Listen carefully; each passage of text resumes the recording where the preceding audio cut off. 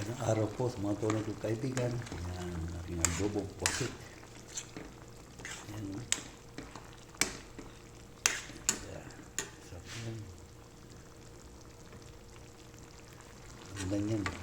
Pinakurat na luto. Huwag mong pinabigla ba? Kasi pag nasobrahan niya, liliit yan. Yan ang teknik yan. Yung natin din malaki pa din, di ba? Kasi pag nasobrahan mo yan, liliit na yan. Yan. So, kung may black ink, yan, pati yan, nagsasabaw siya. Yan.